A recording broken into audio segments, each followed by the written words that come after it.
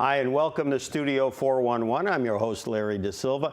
Well, some of you may wonder, well, how do we get guests for the show? Well, in this case here, our guest who's joining us today, Emery Roth II, actually was courtesy of a neighbor of mine who actually met Emery while photographing the old Collinsville, Connecticut axe factory, and thought of me and said, wow, this guy might make a good guest for Larry's show. So then one thing led to another.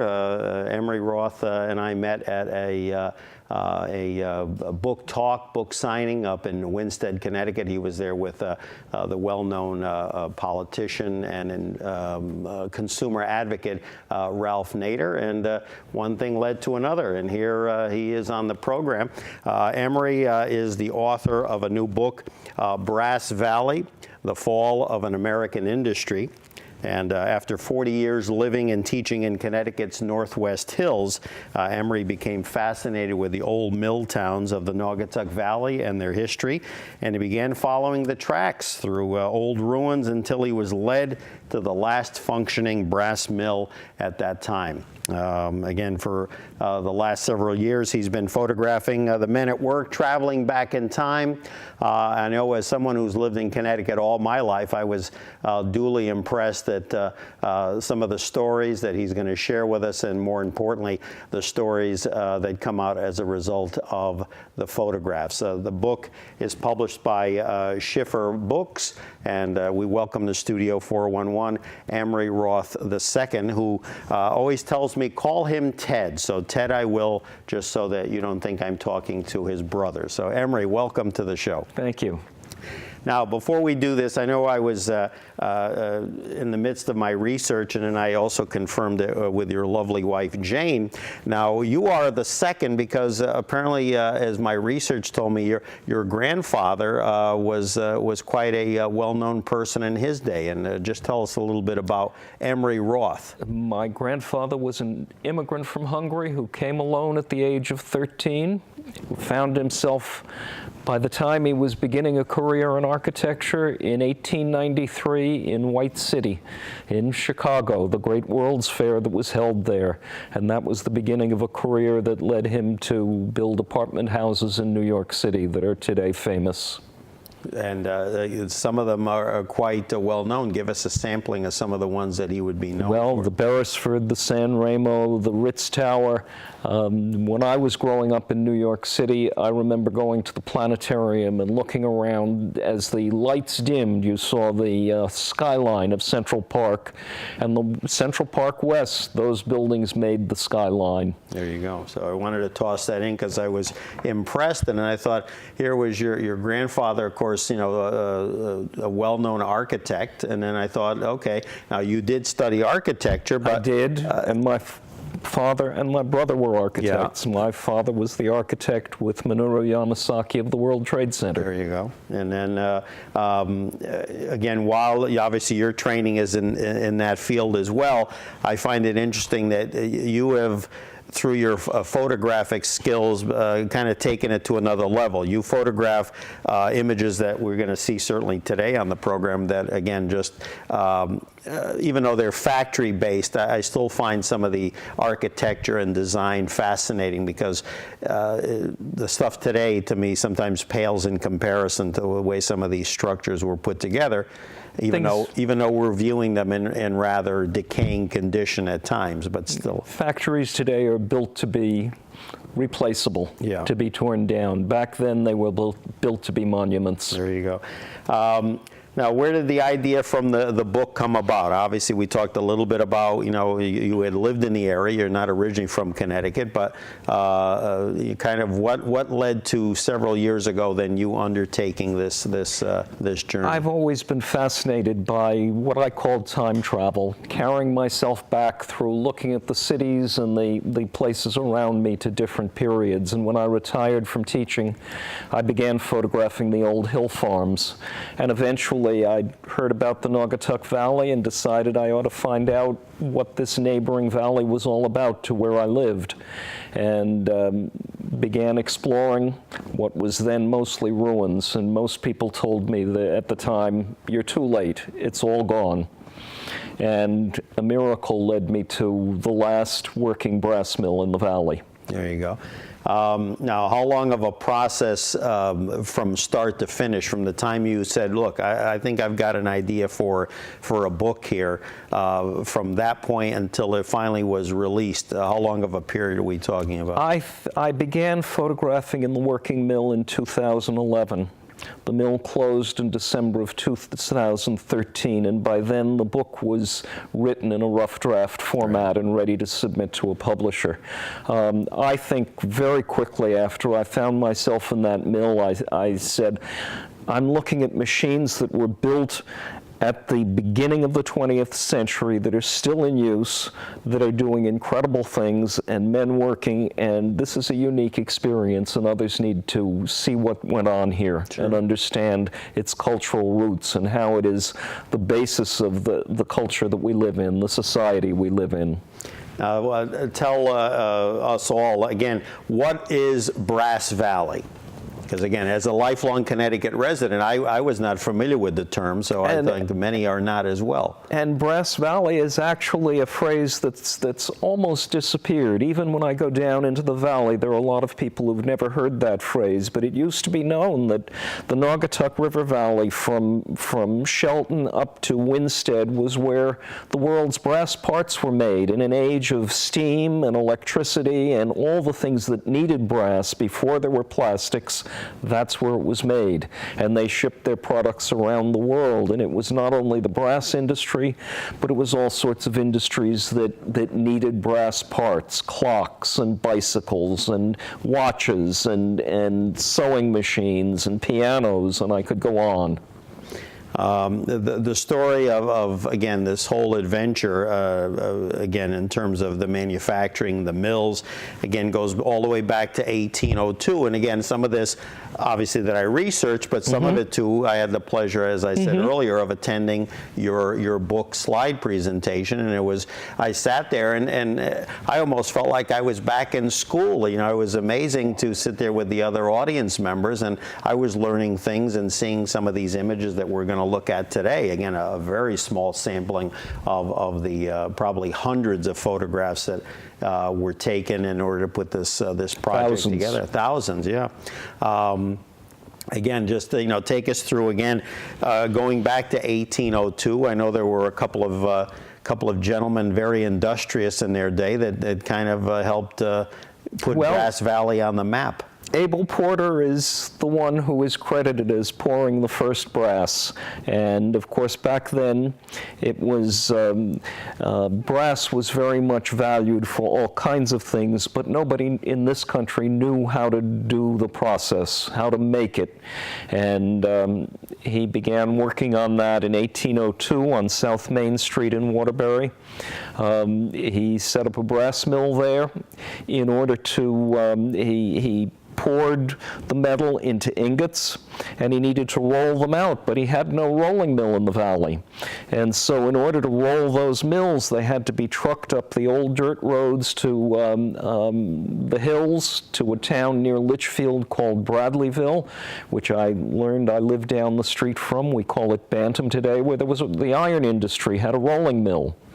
And so part of the brass industry is the whole beginning of metals and metalworking and machinists in Connecticut.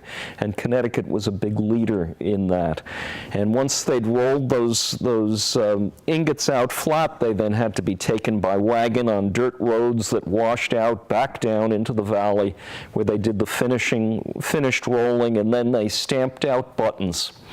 And when they were all done, the people looked at the buttons and they said they were as pale as if they'd been gilded with dandelion water.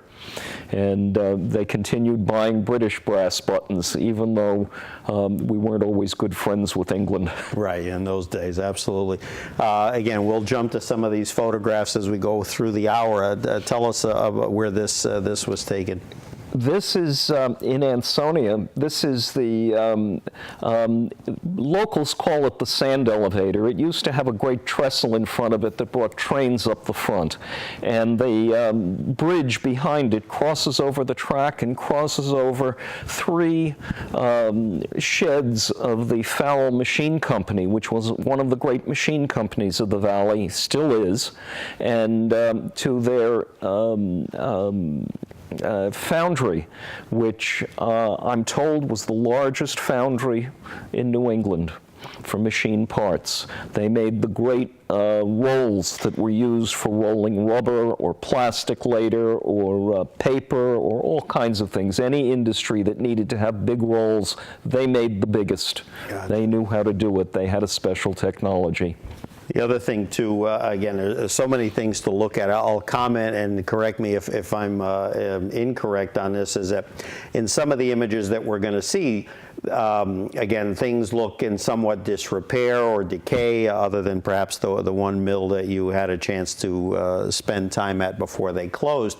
Again, some of that I came to deduce was actually probably because of vandalism, graffiti, once these buildings were no longer occupied. As I think many people know, again, people will go into some of these abandoned buildings for either copper, which again is very hot commodity on the black market, we'll say, as well as, you know, strip sometimes buildings of every metal piece that they have, whether it's copper or not. So just to keep that in mind, that I kind of deduced that for myself, that as you see some of these images, the conditions, while probably are not the greatest in terms of even 20th century style, probably look worse only because of the damage and decay that had existed. There are a lot of people photographing in the ruins, and my friend and I began by shooting in a lot of the old abandoned factories. And shooting, one of the reasons that the book was important to me is because it changed my whole view of what those buildings were and what they meant. And now when I go into those abandoned buildings, I see them as they once were, sure, with bustling with activity and producing things. Talk a little bit about this, because this kind of ties in with, you know, people just didn't go to work for 24 hours a day. Obviously, people set up shop in more ways than one. They had lives, they raised families. There was no Route 8 as we know it today, as you mentioned before, dirt roads, you know, gravel roads. So again, we had a photo here of the, I believe, the old Ansonia Opera House. Yes. And of course, it's a wonderful structure. It's just a shame that it hasn't been resurrected like so many others. Absolutely. It's an 1870 opera house. Think about the fact that Ansonia was founded in about 1846, 47. By 1870, they needed a meeting place, and this is what they built. And they called it an opera house to make it respectable. But it served the country, it served Ansonia from then until well into the 50s. Now, another town, again, I haven't spent a lot of time there, but I do go by there once in a while, is Thomaston. You have, we may have a shot, I can't recall offhand, but where obviously in any communities, again, not just in Connecticut, but Pennsylvania, you know, whether it was Allentown, the mining era, you know, anything where there was manufacturing, business, jobs of any kind, communities sprung up, and they were there. And in Thomaston, you have, again, another type of opera house, correct? Which is absolutely by the same architect, by the way. Still thriving, and there was a wonderful shot that I saw in somewhere in the book where there was obviously the Episcopal and Catholic churches were next door or close to the area. That's in Derby, the Birmingham section of Derby, and there is the Sterling Opera House, another beautiful old building with supposedly remarkable acoustics that is sitting waiting for restoration and use. Both of these buildings, I think, could bring such interest to the lower valley. Maybe if we all chip in, we can. Absolutely. It's going to take a few dollars to bring it back to life in more ways than one. Television studio. There you go. There you go. It could be Studio 411 Central. I can see it now. Again, this shot here. Tell us a little bit about this. That is the Farrell Foundry. That's what we talked about before. That was supposedly the largest foundry in New England. And when I was there, of course, it had been closed for a number of years. They were removed removing things that had been stored there, and they let us go in and photograph. Exceedingly dangerous place. We wore hard hats. We were very careful not to back up because there were deep pits that you could fall into everywhere. The ceiling was falling down. But mention a fellow photographer, Laszlo. Laszlo Gyurczak is my good friend, and he and I undertook this project together. We are working on a second book together right now. Okay, excellent, excellent. There's a term mentioned in the book, and I think obviously pretty self-evident. You refer to these structures, whatever, or the process of industrial decay. Kind of expound on what that term means as we talk about these structures. Well, I'm not sure what you're getting at. I have referred to them as industrial cathedrals because to me they represent what built this country and built a culture in which management and labor and government all developed rules that they could live by, built a culture that we all live within, and very much come to the fore in our election this year. There was, again, another point I wanted to bring up, too, that as a kid growing up in the Bridgeport area, Fairfield County, of course, to us, as kids, Waterbury, Danbury, Hartford certainly was like a million miles away. But then, as an adult now, as I travel, the modern highway Route 8 that we know and sometimes love, it strikes me that I always think, geez, we have these railroad tracks that never seem to be used. I know they're used for maybe some guided tours and things like that. And then I think there was a phrase that there are, I forget how many miles and miles of tracks, many of which certainly like these here, that are totally unused, and it just... This one is actually used. It is used, I had to pick the one the single line up the Naugatuck Valley. The trains, commuter trains, run as far as Waterbury today, but they used to go all the way up to Winsted. In doing your research and eventually work, you did, even with some of the semi-abandoned structures, as well as maybe more with those than the ones that were semi-abandoned, very abandoned. Yeah. I'm trying to be nice here. You met with some resistance because it was almost like you would think you were trying to photograph Fort Knox or the CIA building. That sometimes was it because of concerns for your safety, or they did not want someone to photograph these, in some cases, ruins like we're looking at here? Or what was the hesitation on some people sometimes to give you access to these buildings? The ones that were difficult to get in were buildings that people cared about. And yes, they were concerned with the safety and with our safety going in, because they are dangerous places. They have all kinds of pollutants in them. They have things falling, as I said, and places where you can fall into. In one particular factory we went into, the metal thieves had removed all the manhole covers. So you could be walking along, even inside a building, and there'd be this deep pit that went down beyond where you could see. And given that they were dark, and in some cases, obviously, people don't realize that so many of these buildings, because of the chemicals and the corrosives, again, such as residue from this type of material, that's why a lot of these buildings tend to go up quickly when a fire is started, because again, these floors are soaked, with so many years and years of chemicals. However, I have to say, working in the working mill, photographing in the working mill was at least as dangerous, sometimes more so, particularly the foundry. And I have to give John Bartle a lot of credit, who was the president of the company, who saw that we were responsible and professional and knew what we were doing. And he made sure He gave us access for, I mean, we're still shooting on those properties even as they demolish them, but for the 3 years they were working, and 3 years since, he's let us photograph there. There you go.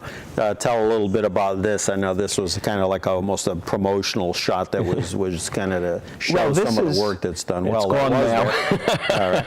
Well, I'll go to here. Besides being a photo of our guest, Emery Roth II, Ted, obviously you see some of the lovely, blown up images of some of your artwork. This looks like this might have been at some sort of art show. That was at an exhibit, yes. Yeah, exhibit. I think that was either the Washington Art Association or an exhibit recently in Roxbury, I don't recall.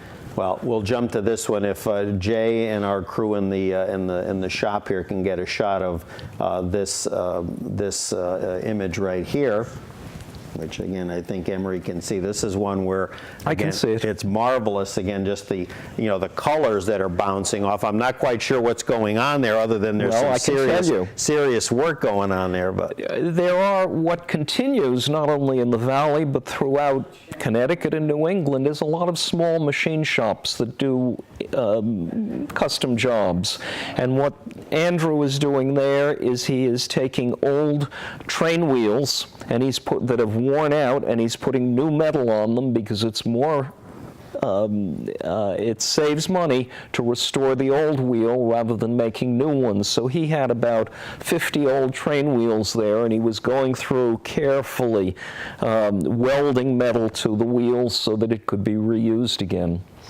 If we can go to this shot here in the center, if we can hold it on there, I want to show you, again, in the book you talk about, again, obviously, the images that you took. Some you took in black and white, others you took in color. If we can stay on that shot, and actually I'll change another thing over here. Did you see how now that changed?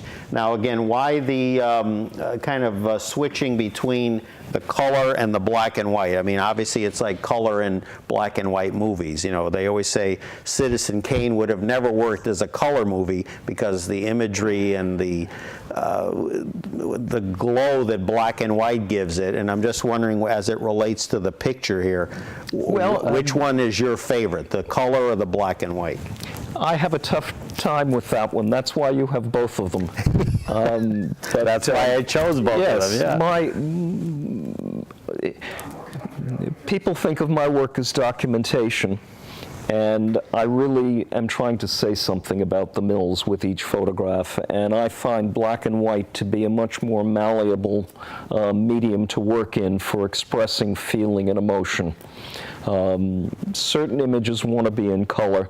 The image you've just pulled up over there needs to be in color, but if it doesn't need color, sometimes you can take it a lot further, do more things with it in black and white than you can in color. This image here, I just want to get it out of my mouth before we change images. It reminds me of like the old Torrington Company building. That is in Torrington. It is, but this is a different That is company. right across from where the old copper mill was in Torrington, which is now the Stop and Shop Plaza, but that was the Hendy Tool Company, part of Brass Valley. They made precision industrial lathes.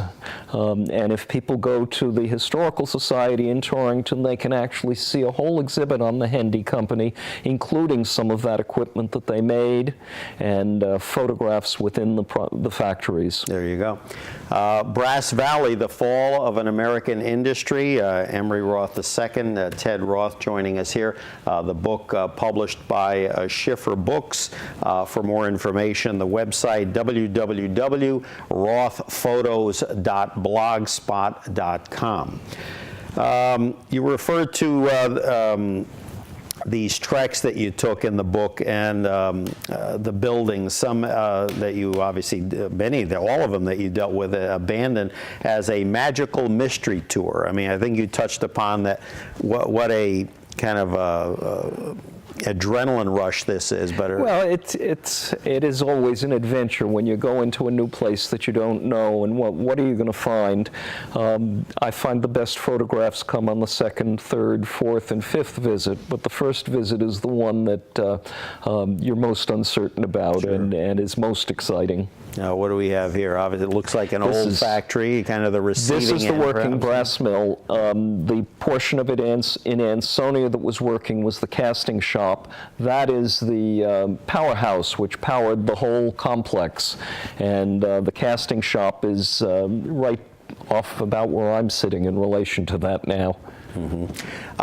One thing that struck me too in these photos, and again, I'm sure it sometimes takes many hours to get the shot, is just how remarkable that the cloud formation. In so many of these shots, as I was reviewing the book, it just it almost feels like you're in like a dream sequence, you know, or kind of like.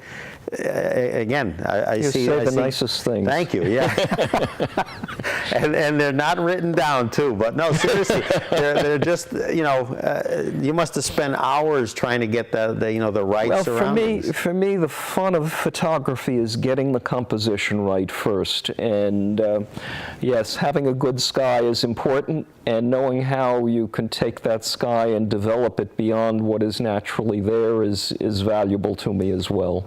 Do you find that, again, I guess it depends on what you're photographing. I've seen some other books you've done where you've done farms and different things. Do you find that you prefer, you know, bright sunlight, or do you rather like it when it's maybe a little overcast, or is it hard to say depending on the subject? The most boring thing to me is those days when there is nothing in the sky but blue. What I look for is nice cloud formations. I don't mind overcast. I like texture in the sky. I love atmosphere, fog and smoke, and anything that lets you see the distance, measure the distance, because it is in the middle. Here's a shot. I think we saw an image of it earlier. I'm going to just hold it over here if we can get this shot, Jay. Again, you spoke a little bit about this before. Again, to me, when I saw this shot, again, it just blew me away because, you know, we have today OSHA, you know, people think of, you know, 21st century, you know, hard hats and safety glasses and, oh, you got to wear this, you got to wear that. I mean, what were people in 1802? I mean, there had to been a low life expectancy rate, not to mention accidents and things that were going on in these factories throughout the country, worldwide, not just in the United States. It's hard for me to think of a time when I went into a working mill and met people where they didn't talk to me about the accidents that occurred, even more recently than that in these factories. They were dangerous places. What you're looking at there is the priming of the furnace, and the furnace in the casting house where they poured the metal into 3-ton billets was probably the most dangerous place there was. They were very hesitant about us being in there, and we just got bolder and bolder as we got used to it and got to know the routine. But what they're doing there is priming the furnace, which is starting it fresh, which they only do every several weeks because they have to run it 24/7. It's too expensive to have to shut it down each night. So even if they have no metal to cast, no jobs to cast, they're going to keep that furnace running as long as they can until the next jobs come in, and it has to be supervised. Once they shut it down, then they have to prime it, and that's what they're doing there. And it makes a gush of flame that goes 40 feet up, and it seemed like it was going to singe the roof off the building. And I tried to photograph it 2 times, and the light was just too bright and the darkness around it too dark. I came out with nothing. And I got that photo on the 3rd time I managed to get there when they were priming, and I'm glad I did because it was the last time they primed the furnace. This shot here in the center, gang, we've got a clock, and again, obviously some decay is set in, but I mean, talk about time standing still. And again, these are not exactly like ideal conditions. You look like here, like, you know, the place hasn't had a good cleaning, and I know this building probably might be abandoned for many years, but I get the impression that I don't think the clock face was ever cleaned, even when they were in operation. No, and I love photographing old clocks. That one actually is in the same factory complex as that casting shop. And seeing that clock kind of locked in where clearly some workers had once used it to know when they had to start and finish. And I think you have that upside down. There we go. We'll try So that. nobody else will know. It was a 50-50 shot. I wasn't sure. What about this one here? What do we have This is going on also here? in the Farrell Foundry, and we're kind of looking up into a catwalk structure that rose beyond where I could see up into the rafters, but the stairs were all rusted away, and there was no way I could get up there, and no matter how much I wanted to get up and see what was up there and walk around and see what photographs could be made, it just couldn't be done. And now, if I recall, memory serves, this is beautiful downtown Waterbury, It absolutely is. Right. And the right here is what used to be the Holmes, Booth, and Hayden's Lamp Works, and that is where they took the 3-ton billets that were cast in Ansonia, and they ran them through a World War II era extruder, and through 1900, 1905 benches that worked the tube further. They were using this ancient equipment to make tube for the nuclear submarines in those buildings. Well, we have that shot. There's a mention in the book, and I wanted to bring it out because, again, I had an opportunity, I want to say early to mid-'80s, I think, while it was still functioning. You mentioned in the book a marvelous place that itself is kind of in semi-ruins, although I think there is some revival going on. Holy Land in Waterbury, yes, which began in 1956, headed by a gentleman named John Greco, if I'm correct. And tell the folks a little bit about what is Holy Land in terms of the... Holy Land was a project of the community in the South End. John Greco, I guess, organized it. He was a lawyer, I understand, and they built a miniature Jerusalem in Bethlehem on the top of Pine Hill. And by the 1960s, they tell me that it was bringing 40,000 visitors a year to Waterbury. And the ruins of it are still there. It ran down for many years.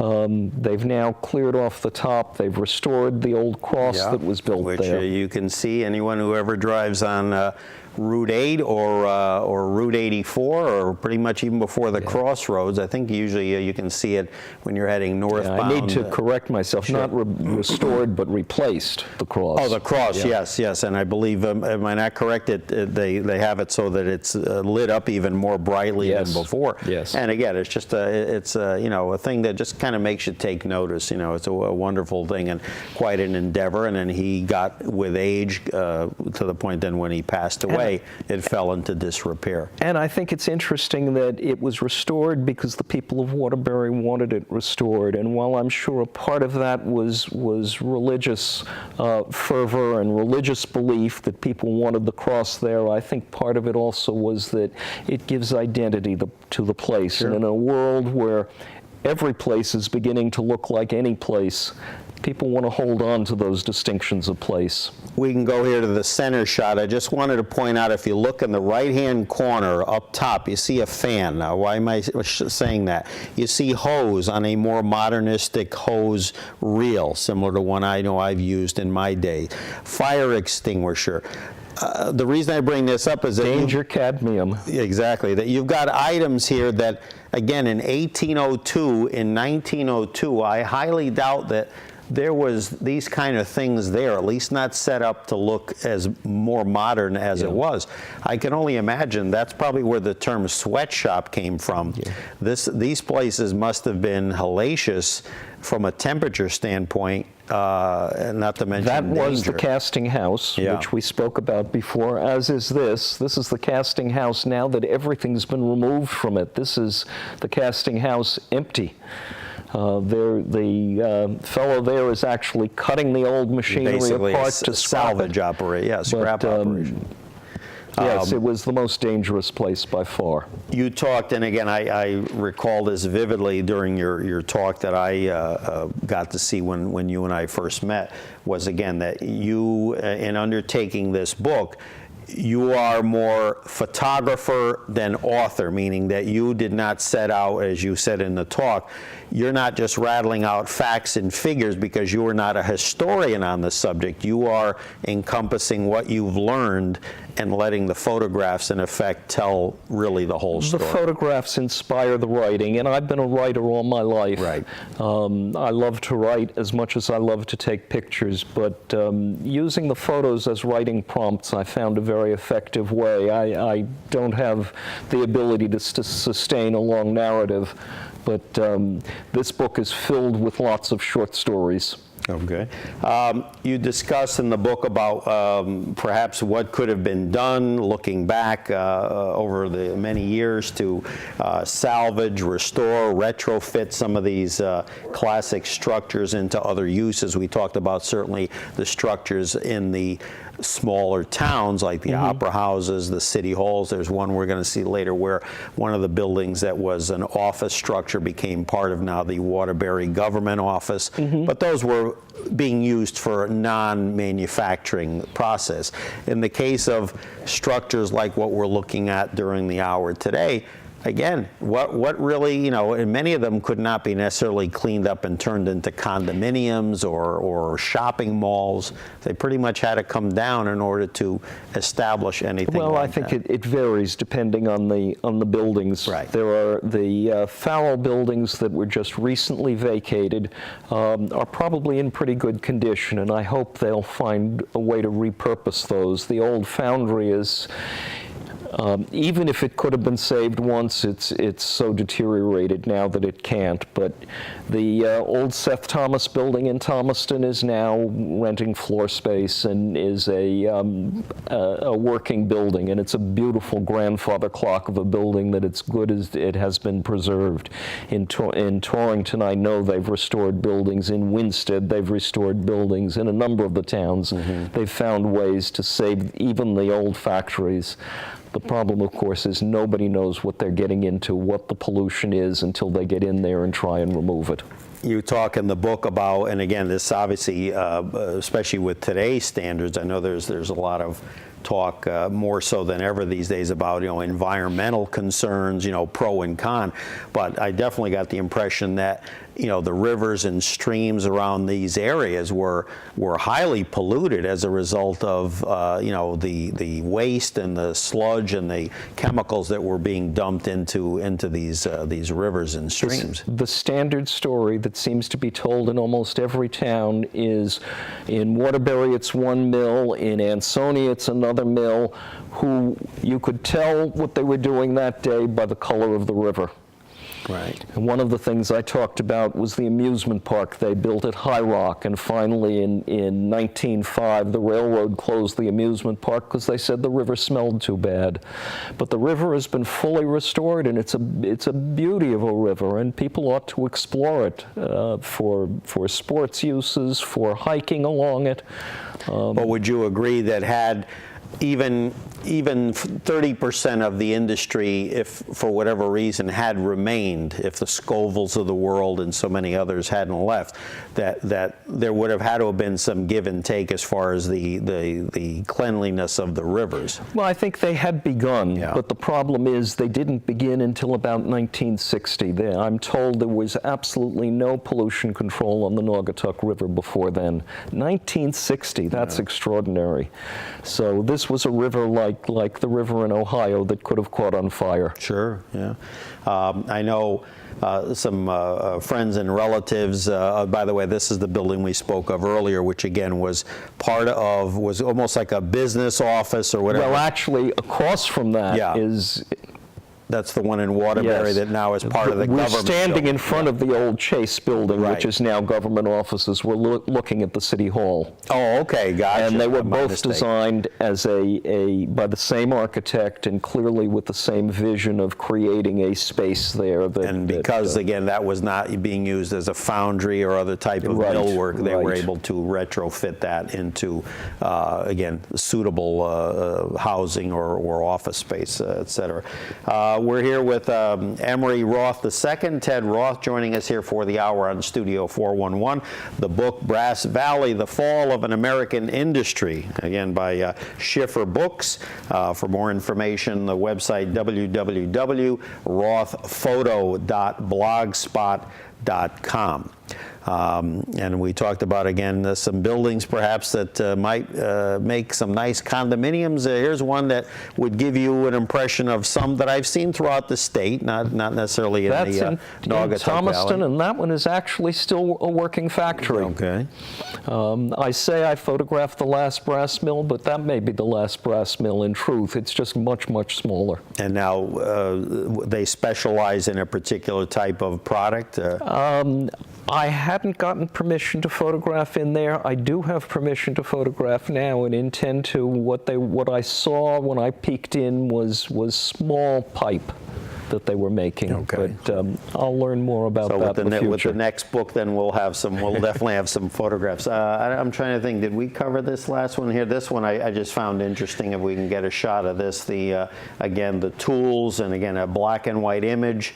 And again, also you've got a situation where you're not seeing a lot of shiny polish here because of the fact that, again, the working environment is, again, conducive to a lot of soot, dirt, dust.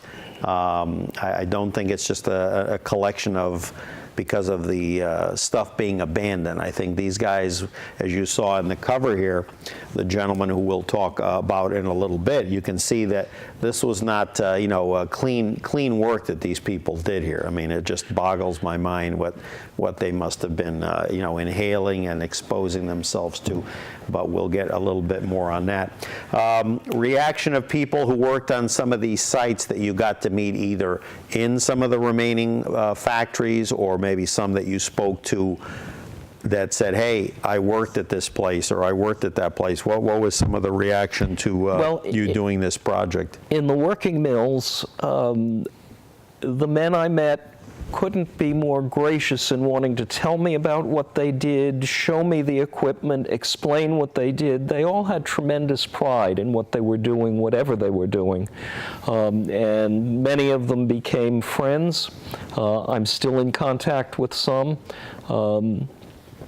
One of the pleasures of having written the book and now taking it around the state in slide talks that I do at libraries or wherever they want me, is I get to meet people who worked in the mills, or the family of people who worked in the mills, and it's very satisfying to find that the pictures resonate and speak to them of the world that they knew. As I said there, it was like being exposed to a world of Connecticut that I know.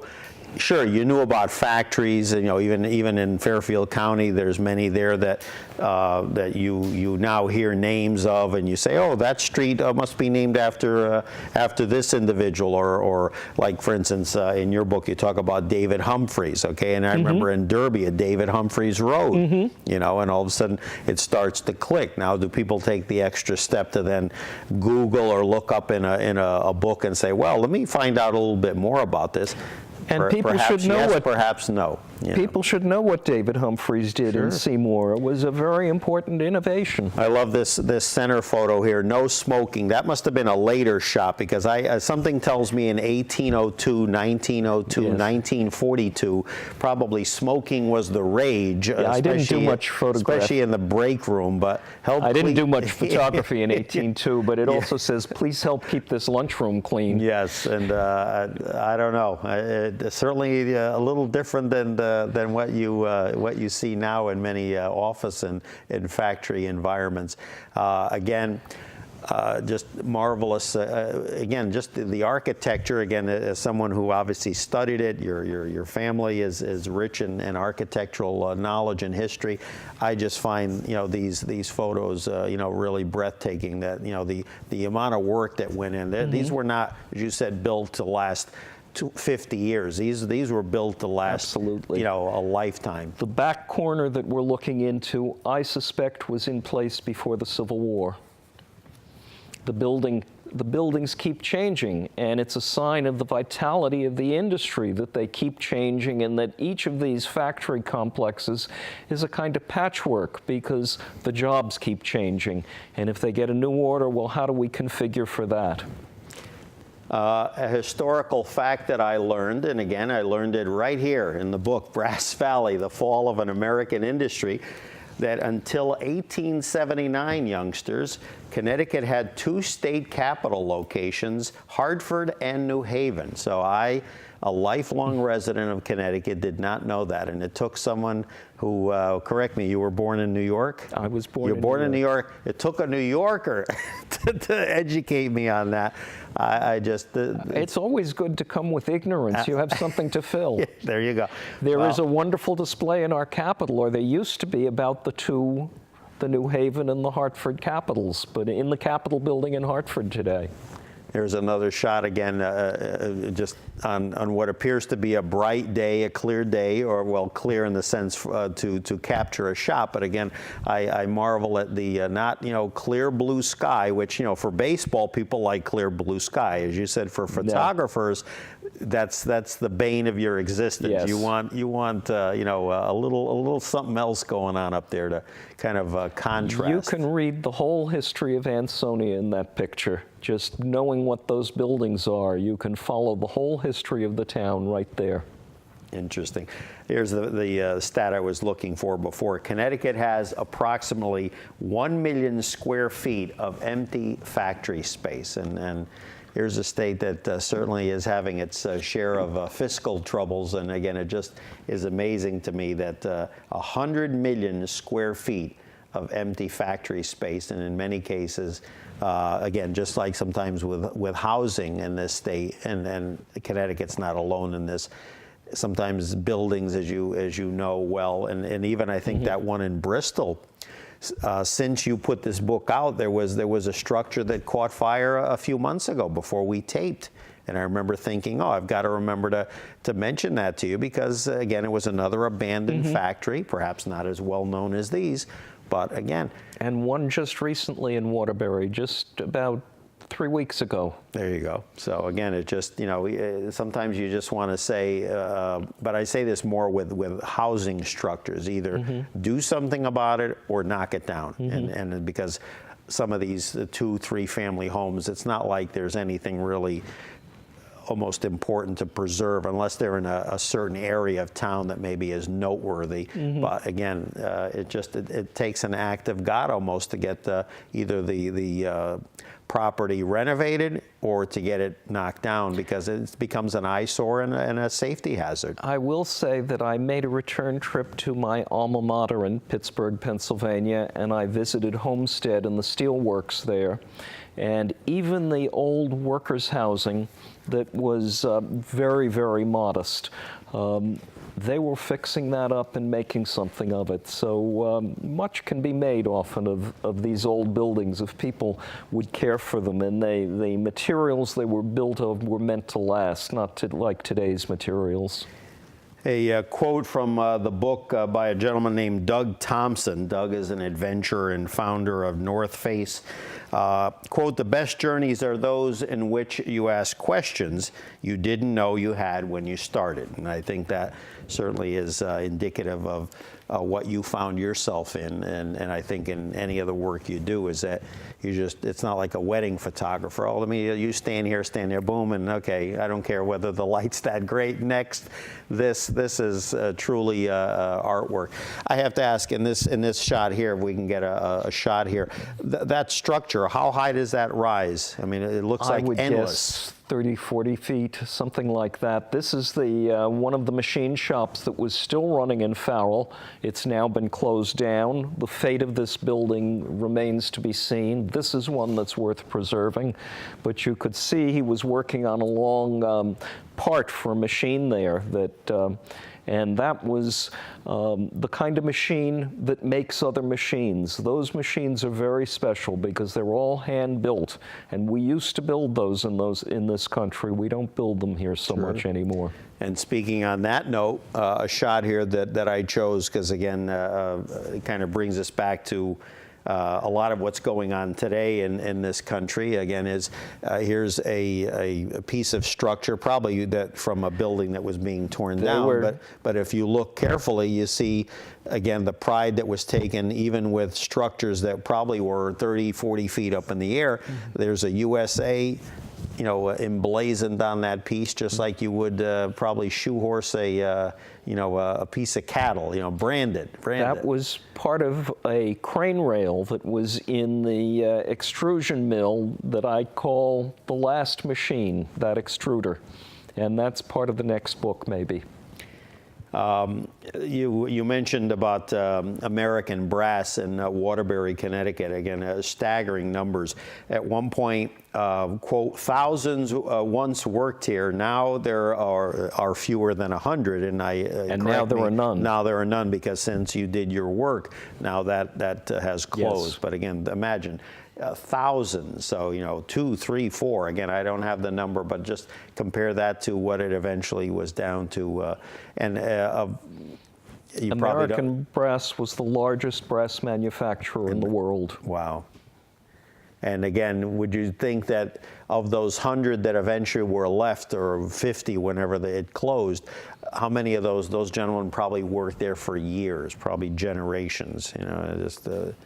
There was a variety of people, and as a matter of fact, among them was one young fellow who worked there beside his father. Wow. Yeah, and sadly, no other generation to follow in their footsteps, whether there was or not, but certainly was not even given the opportunity. Again, we talked before OSHA, hard hats, safety glasses, ventilation, AC. Again, I don't see a lot of that going on back in those early years. So again, it just would be amazing to know what exactly the health implications on many of the hundreds and thousands of men and women that worked in these situations. And all of those health regulations and all of those accommodations were part of the culture that we built over that time. That's part of what we're losing. Here's a shot too, again, the image of black and white, and again, the light coming through. Again, I'm not sure whether that's light that perhaps because of decaying roofs or just the way the sun hits it? Through the decaying roof that is being caught by smoke that is coming from the opposite corner of that shed where they are removing the last machine, a giant extrusion press, the largest ever made in New England. And we can get a shot of this center shot here. Again, you look at it, I mean, it almost looks like someone's about to get beamed up any moment now. I mean, it's really, a wonderful shot, again, of, I'm trying to remember, I think comments that various people have made, not necessarily that worked in these buildings, but just, on your Facebook page and other sites that I saw. Again, just almost thought of it almost like as if it was an eerie situation, but really, you don't look at it as like ghostly. You look at it in a different way. It's a testimony to what what these. I look at it and I try and see what happened there before and the people who were there and the history that was there. Sure, absolutely. Impact of the '55 flood. Obviously, I was not around. I know I've spoken to people like, especially down in the Collinsville area, but certainly Torrington, Winstead. I read up on my history a little bit of how it impacted that area greatly, and obviously that added to perhaps the later exodus of many of these companies. Almost every factory building along the river has a mark as to how high the flood waters got. And that building with the light coming in that we were just looking at The mark there is about 20 feet up the wall. Wow, 20 feet, all Yeah. the watermarks. Yeah, Yes. I remember you talking about And that. it's back from yeah. the river. It's not right at the river. Yeah, yeah, and again, just to impact it. Another thing too, quickly, and we're looking at, I believe it's at the Seth Thomas building, That's the correct? Seth Thomas building. Again, a wonderful shot. Now, that obviously looked like it was taken in kind of maybe almost twilight, later, Yes. early evening, later afternoon. Yes, there's a wonderful time for taking pictures that lasts 15 or 20 minutes, just as the sun has gone down and the sky and the buildings all get to the same tonality before the sky gets really dark. And it's a time when you can suddenly catch the sky and the exterior and the interior lights all at once. I wanted to mention the remaining moments we have here with Emery Ted Roth on Studio 411. Again, the book Brass Valley, The Fall of an American Industry. In 2016, you were involved as part of a book called Seeing in Sixes, 6 image projects from Lenswork readers. And again, there's a section here, The Dressmaker's Daughter. And again, I know we can't see it in clarity there, but again, there's the Ansonia Opera House, and there's about 5 other photos too. All in the Ansonia Opera House, and it was a challenge to make a 6-photo essay, to use just 6 photos to tell a story. Sure. And that's what that is. There you go. So again, that's another one that Ted has been a part of. Again, this book here, again, the response, the reception, especially here in the state of Connecticut, is I assume has been certainly from your talks, your lectures, has been more than you could have hoped for. I think you've been very pleased. Satisfying to me. Yeah, very good. And again, these great images as well too. For more information on Ted's work, www.rothphoto.blogspot.com. And people have asked you, quote, what do you find there to photograph? Well, I guess referring to when you go to different locales. Your answer, quote, I photograph what's gone. Yeah. Yeah, very good, very good. And again, just marvelous work. And we thank you for spending some time with us and sharing your not only your book but your images and sharing some of the knowledge and the technique. And keep up the good work. And we hope you'll come back and share more work with us as well. Absolutely. Thank you for having me, Larry. My pleasure. Ted Roth, Emery Ted Roth II, joining us, a photographer, author. The book, again, Brass Valley, The Fall of an American Industry, by Schiffer Publishing. And again, the website for more information, some beautiful photos that can be seen as well, www.rothphoto.blogspot.com. We have reluctantly come to the end of another hour of Studio 411.